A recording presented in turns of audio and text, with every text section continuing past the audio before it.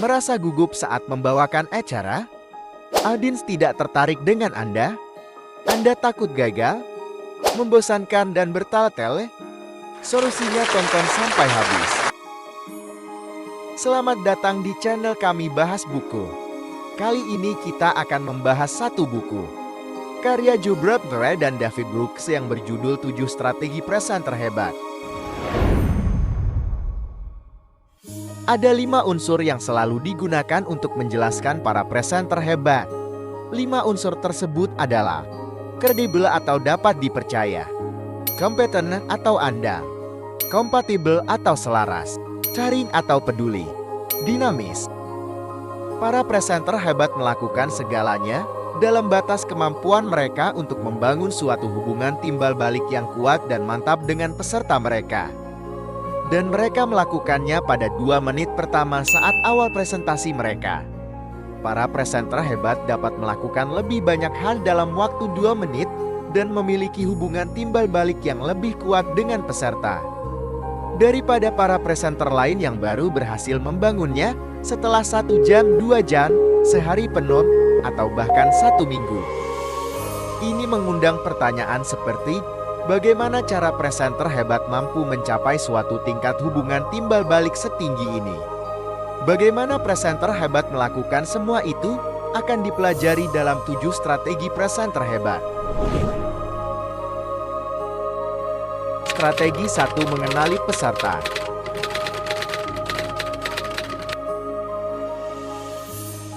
Kita semua pernah menghadiri berbagai presentasi hebat, namun masalahnya adalah bahwa presentasi-presentasi tersebut diberikan kepada peserta yang tidak tepat.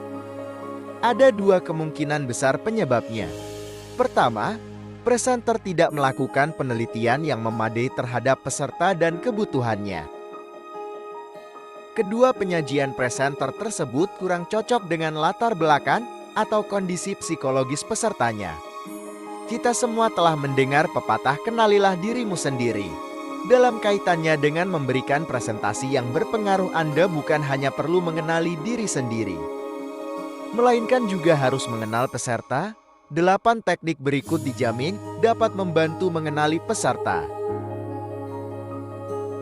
1. Survei sebelum presentasi. Ada 2 tipe utama survei sebelum presentasi. Survei tipe pertama adalah survei umum yang dipakai untuk menilai latar belakang sosial peserta.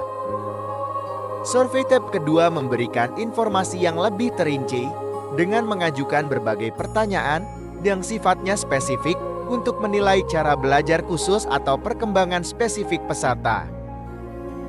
2. Wawancara langsung. Wawancara langsung sebelum seminar sangat informatif apabila semua pertanyaan yang diajukan tepat dengan cara yang tepat dan waktu yang tepat. Anda dapat mencapai tingkat komunikasi yang lebih mendalam dengan para peserta yang akan Anda ajak bicara. 3. Wawancara melalui telepon. Karena wawancara langsung itu menghabiskan waktu, maka subjek mungkin enggan melakukan wawancara tatap muka. Namun apabila ini terjadi, pertimbangkan untuk melakukan wawancara melalui telepon. Wawancara melalui telepon memberi 2 keuntungan utama. Menyenangkan dan kesannya subjek tidak dikenali, dan yang jelas beberapa orang lebih terbuka dalam wawancara melalui telepon daripada wawancara tatap muka. 4. Studi kasus. Berbagai studi kasus juga sangat efektif bagi lokakarya, sesi pelatihan keterampilan, atau sesi yang sasarannya memudahkan peserta memecahkan masalah secara lebih efisien dan lebih kreatif. 5. Kunjungan ke tempat kerja. Selain menambah pengetahuan dan dapat menyiapkan presentasinya lebih sesuai dan jauh lebih jelas, kunjungan ke tempat kerja juga membuat Anda merasakan lingkungan kerja para peserta. 6. Job shadowing. Anda mengunjungi tempat kerja untuk mengamati para karyawan saat mereka bekerja. Ambil bagian dalam suatu pekerjaan. Hasilnya, presenter dapat mengetahui apa yang mereka kerjakan dan cara mereka mengerjakannya. 7. Laporan tahunan atau laporan. lain yang diterbitkan. Membaca laporan tahunan merupakan cara mendapatkan informasi berharga tentang perusahaan sebelum memberikan presentasi. Mungkin ada suatu hal yang diangkat oleh perusahaan yang dapat disumbangkan melalui presentasi. 8. Penelitian melalui website dan internet. Pada zaman sekarang dalam lingkungan bisnis yang kompetitif, memiliki website yang akurat, informatif, dan modern sudah merupakan kebutuhan. Oleh karena itu, seorang calon presenter dapat memperoleh beberapa informasi yang sangat berharga tentang sebuah organisasi baik secara langsung maupun tidak langsung. Informasi ini juga dapat membantunya merencanakan survei organisasi, wawancara langsung, atau melalui telepon dengan lebih akurat, karena ia memiliki gagasan yang lebih baik mengenai hal yang akan ditanyakannya. Dengan kata lain, kadang-kadang memadukan beberapa metode dapat memberikan hasil terbaik. Strategi 2. Mempersiapkan topik bahasan yang berkualitas. Ketika menyajikan presentasi, banyak presenter bersemangat tinggi, namun kualitas materinya rendah. Sementara materi presentasi para presenter lain berkualitas, namun cara menyampaikannya membuat Anda mengantuk. Para presenter ternama menyiapkan presentasi yang berkualitas. Semua presentasi yang berbobot merupakan hasil dari persiapan yang matang. Cara untuk mengembangkan isi yang berbobot. 1. Berbicara dari sudut pandang yang benar. Isi presentasi akan lebih mantap apabila Anda memperkenalkannya dari sudut pandang yang benar. Anda juga dapat membuat isi presentasi Anda berpengaruh dengan mengajukan pertanyaan yang merangsang pikiran untuk membuat para peserta berpikir tepat pada awal presentasi Anda. 2. Menetapkan judul yang akan membuat peserta tertarik untuk mendengarkannya. Judul presentasi Anda merupakan umpan yang dirancang dengan harapan agar presentasi tersebut tidak menyia-nyiakan waktu dan upaya peserta yang sudah menghadirinya. Di samping itu, apabila ada beberapa persaingan yang ditawarkan pada saat bersamaan, judul topik Anda yang menarik menjamin ruangan akan penuh sesak. Oleh karena itu, Anda perlu menciptakan judul yang sangat menarik peserta, sehingga mereka bersedia mengorbankan sisa waktu santai mereka untuk menghadiri presentasi Anda. 3. Menciptakan pembukaan dan penutup presentasi yang sangat berpengaruh. Hasil penelitian tentang memori menunjukkan bahwa materi yang paling mudah diingat dan yang paling berpengaruh adalah bagian awal dan bagian akhir. Oleh karena itu, para presenter hebat memberikan perhatian khusus pada pengembangan dan penyampaian bagian pembukaan dan bagian penutup. 4. Menemukan kutipan yang tepat. Para presenter hebat mengetahui bahwa menemukan kutipan yang tepat seringkali memacu kreativitas mereka. Oleh karena itu, para presenter hebat memberikan perhatian khusus pada pengembangan dan penyampaian bagian pembukaan dan bagian penutup.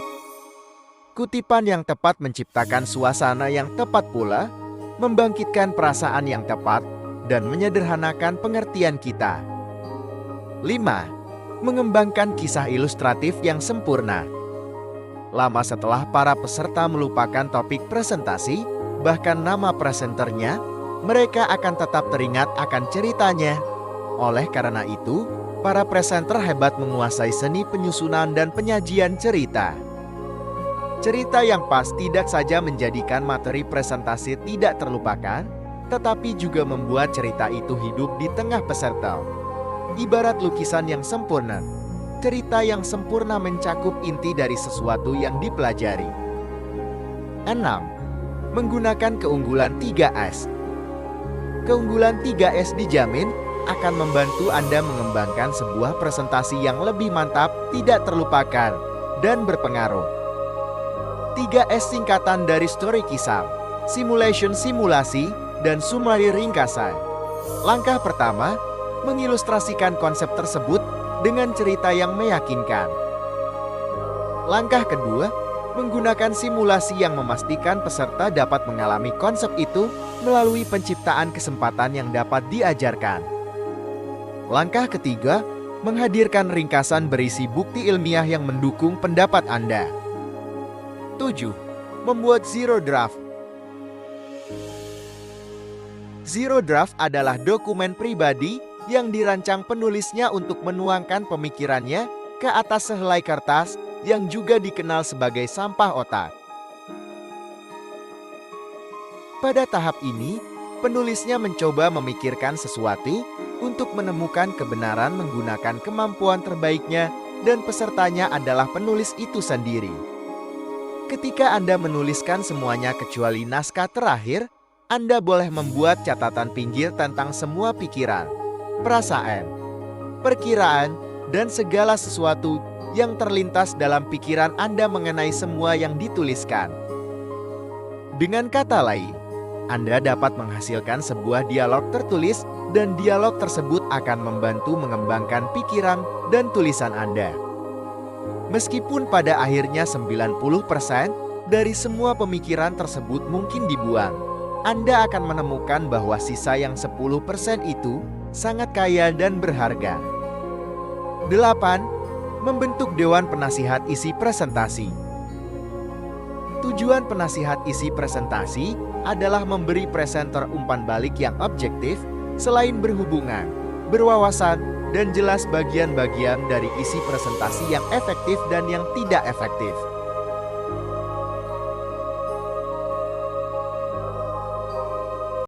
Strategi 3 menerapkan organisasi yang unggul. Sebaik apapun kualitas isi atau keterampilan penyajian yang efektif tidak akan dapat menyelamatkan presentasi yang dipersiapkan asal-asalan. Apabila peserta Anda tidak dapat mengikuti tatanan presentasi Anda, mereka akan berasumsi bahwa Anda tidak memahami materi, tidak menyatu dengan materi, Anda malas, dan Anda tidak layak memperoleh perhatian mereka. Oleh karena itu, para presenter hebat menghabiskan banyak waktu bukan hanya untuk mengembangkan isi dan penyampaian pesan, tetapi mereka juga memusatkan perhatian pada pengembangan penataan yang luar biasa. 5 teknik yang akan meyakinkan Anda dan peserta bahwa presentasi Anda dipersiapkan dengan baik. 1. Mengembangkan pengorganisasian tingkat mahir. Salah satu latihan yang efektif berupa latihan komunikasi satu arah dan dua arah. Hasil penelitian membuktikan bahwa orang mengingat dan mengerti informasi secara hierarki. Dengan menggunakan organisator andal, para presenter hebat membantu peserta memahami dan mengingat presentasi dengan lebih efektif. 2. Menggunakan 8 struktur penataan. Jika struktur penataan materi presenter lemah, presentasi yang diberikan tidak mungkin mantap. Oleh karena itu, para presenter hebat mengembangkan seni penataan presentasi mereka sebaik mungkin. 8 struktur penataan yang dapat digunakan kronologis, geografis, analitis, fungsional, kontras, konflik, metaforis, campuran. 3. Memastikan semuanya menyatu. Dalam simfoni yang sempurna, komposer harus memastikan bahwa setiap nada yang seharusnya ada dalam simfoni tersebut disertakan dan setiap nada yang tidak boleh disertakan ditiadakan. Para presenter hebat melakukan hal yang sama dengan semua perkataan mereka. 4. Memberikan perhatian pada tahap transisi. Tahap transisi merupakan kunci untuk memisahkan berbagai gagasan Anda dan mencapai kejelasan. Transisi memberi isyarat kepada peserta bahwa presenter telah menyelesaikan satu topik dan akan memulai topik berikutnya.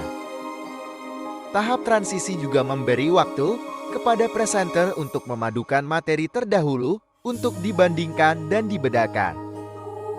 Atau untuk sejenak mengistirahatkan pikiran sebelum mulai dengan topik berikutnya, atau untuk memberi isyarat kepada peserta bahwa Anda sedang beralih dari pembukaan ke topik bahasan presentasi atau selanjutnya. Dengan kata lain, transisi itu tidak terpisahkan dari keberhasilan sebuah presentasi. 5. Memahami pentingnya penggunaan waktu. Apabila Anda menjadi bagian dari serangkaian presentase, mintalah selalu untuk melihat seluruh rangkaian acara. Hal yang tidak diantisipasi oleh presenter yang belum tampil adalah beberapa presenter melebihi jatah waktu mereka. Sehingga pembicara terakhir memiliki waktu tersisa untuk memberikan presentasinya. Pelajaran penting adalah selalu ada hal-hal yang tidak diharapkan. Bersiap-siaplah untuk bersikap fleksibel. Menyadari semua hal yang dapat ditinggalkan, dan peserta akan memaafkan banyak hal, namun tidak termasuk keterlambatan atau melampaui batas waktu. Dengan kata lain, Anda harus tahu dan memahami struktur presentasi dengan baik, sehingga Anda dapat mengubahnya dalam sekejap, sehingga presentasinya seolah-olah tidak terputus seperti halnya presentasi terdahulu yang lebih panjang.